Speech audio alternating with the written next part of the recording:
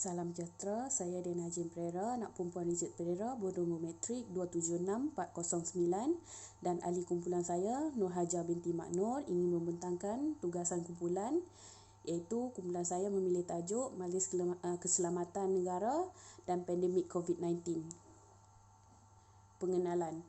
Majlis Keselamatan Negara atau lebih dikenali sebagai MKN telah ditubuhkan secara rasminya pada 23 Januari 1971. Ianya telah ditubuhkan setelah Jemaah Menteri mendapati masih terdapat ancaman komunis yang berterusan dan bagi mengelakkan berulangnya insiden perselisihan kaum seperti yang terjadi pada 13 Mei 1969 yang telah membawa pengistirahatan darurat pada masa itu. MKN bertanggungjawab untuk menyelaraskan dasar-dasar berkaitan keselamatan negara dan arahan mengenai langkah-langkah keselamatan termasuk gerakan-gerakan keselamatan, ketenteraman awam dan perkara-perkara melibatkan keselamatan secara langsung di seluruh negara di peringkat persekutuan, negeri dan daerah. Berikutan pandemik COVID-19 yang telah melanda dunia, termasuk juga Malaysia, dari penularan wabak tersebut, menurut Akta 776 bahagian 5 perkara 24, Majlis Keselamatan Negara berkuat kuasa untuk mengawal pergerakan mana-mana atau orang atau kenderaan atas alasan keselamatan yang munasabah. Visi dan misi berhasrat untuk menjadikan Malaysia sebagai sebuah negara yang aman, sejahtera dan berdaulat adalah visi utama Majlis Keselamatan Negara MKN. Selaras seperti yang dinyatakan di dalam bahagian 2 yang terkandung dalam Akta 776 Akta Keselamatan Negara 2016, MKN ditubuhkan dengan tujuan untuk menjadi pihak berkuasa pusat bagi kerajaan bagi mempertimbangkan perkara-perkara berkaitan keselamatan negara.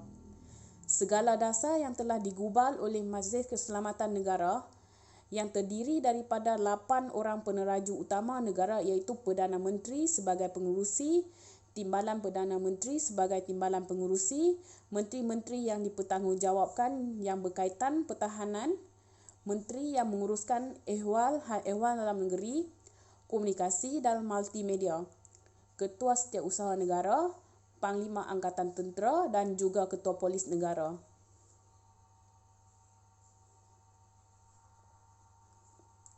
Peranan dan tanggungjawab Majlis Keselamatan Negara MKN dalam menangani pandemik COVID-19. Yang pertama, menguruskan kejadian wabak. Kementerian Kesihatan Malaysia KKM bertanggungjawab sebagai agensi peneraju dalam menguruskan kejadian wabak dan bencana akibat kemalangan biologi. Pihak Kementerian Kesihatan Malaysia bertanggungjawab dalam menguruskan hal-hal berkaitan pengawalan, pencegahan dan rawatan bagi pesakit COVID-19. Yang kedua, melaksanakan perintah kawalan pergerakan. Kementerian Pertahanan dan Keselamatan Dalam Negeri pula bertanggungjawab untuk mengadakan kawalan bagi mengawal pergerakan orang awam bagi mengurangkan risiko penularan jangkitan wabak COVID-19 dari terus merebak.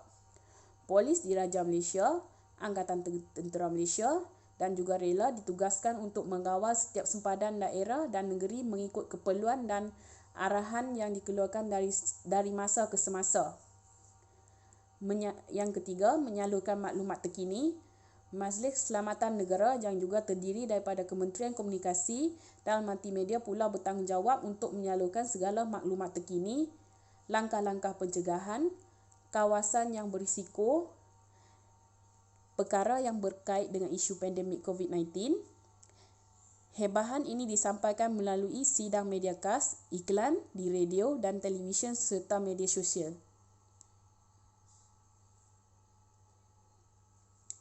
Kemudahan yang disediakan oleh Majlis Keselamatan Negara MKN iaitu apps MySejahtera. MySejahtera merupakan aplikasi yang dibangunkan oleh Kerajaan Malaysia untuk membantu rakyat dalam pengawasan penularan wabak COVID-19 di dalam negara dengan membolehkan pengguna melaksanakan sendiri penilaian kesihatan kendiri.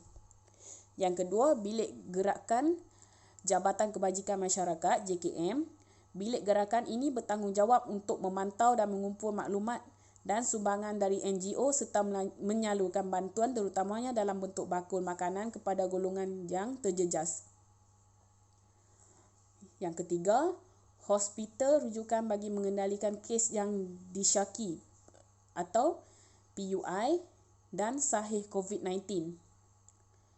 Dalam mengendalikan kes-kes yang disyaki PUI dan sahih melibatkan COVID-19, Majlis Keselamatan Negara telah menyenaraikan sebanyak 29 buah hospital yang akan menguruskan hal tersebut.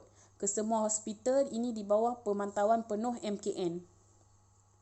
Yang keempat, talian hotline COVID-19 kerajaan. Bagi menyalurkan maklumat yang sentiasa diperlukan oleh rakyat Malaysia berkaitan wabak COVID-19, Majlis Keselamatan Negara telah mewujudkan 15 talian hotline yang boleh dihubungi pada bila-bila masa. Yang kelima, kenyataan media Majlis Keselamatan Negara. Setiap perkembangan semasa yang terkini berkaitan COVID-19 sama ada bilangan kes yang telah direkod, kawasan yang berisiko, kewujudan kluster-kluster baru dan tindakan-tindakan yang telah diputuskan oleh kerajaan akan dimaklumkan dalam kenyataan media khas yang disiarkan setiap hari oleh Menteri Kanan Keselamatan. Seterusnya, norma budaya kehidupan baharu. Apa yang dimaksudkan dengan norma budaya kehidupan baharu ini adalah yang dinamakan sebagai 3 serangkai iaitu kerap membasuh tangan, penjarakan sosial atau fizikal, serta penggunaan penutup hidung dan mulut bagi mereka yang tidak sihat. Yang pertama, Standard Operating Procedure atau lebih dikenali sebagai SOP. Standard Operating Procedure atau biasanya disebut SOP merupakan suatu dokumen yang berkaitan dengan prosedur yang akan dijalankan secara kronologi untuk menyelesaikan suatu pekerjaan atau pandemik demi mendapatkan hasil kerja yang efektif dan efisien. Yang kedua, pemakaian pelitup muka. Pada Ogos 2020, Majlis Keselamatan Negara MKN mengeluarkan senarai bagi menjelaskan lokasi orang ramai wajib memakai pelitup muka untuk membendung penularan COVID-19. Lokasi yang disenaraikan oleh MKN ialah masjid dan surau, rumah ibadat bukan Islam, majlis sosial, pengangkutan awam, zoo, bas serta van sekolah. Lokasi sukan dan rekreasi ketika tidak melakukan aktiviti. Dan premis kesihatan iaitu klinik atau hospital. Yang seterusnya, bekerja dari rumah.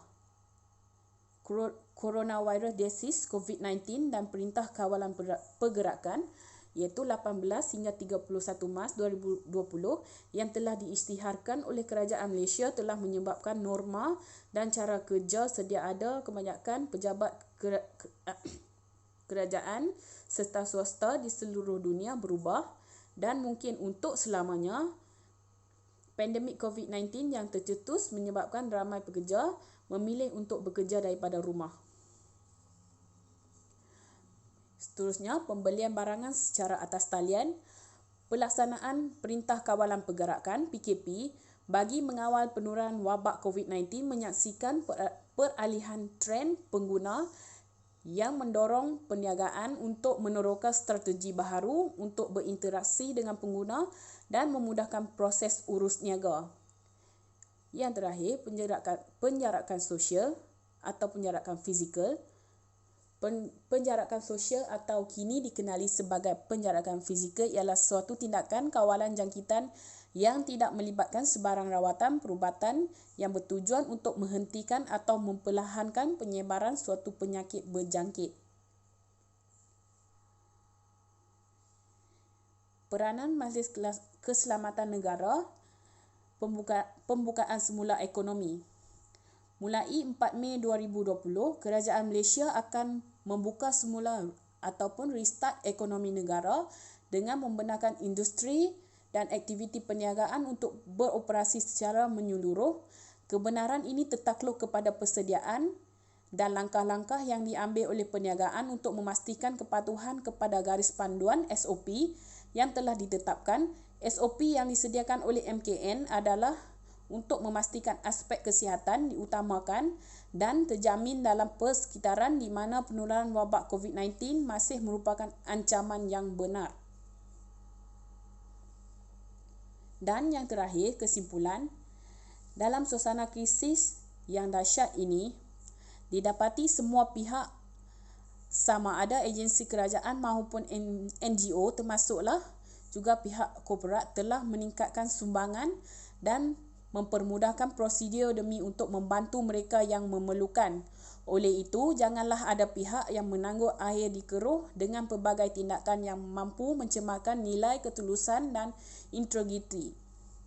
Bagi pihak yang menerima bantuan pula, pastikan benar-benar berkeperluan agar bantuan berkenaan hanya mengalir kepada mereka yang berhak. Sekian, terima kasih. Itu saja pembentangan daripada saya.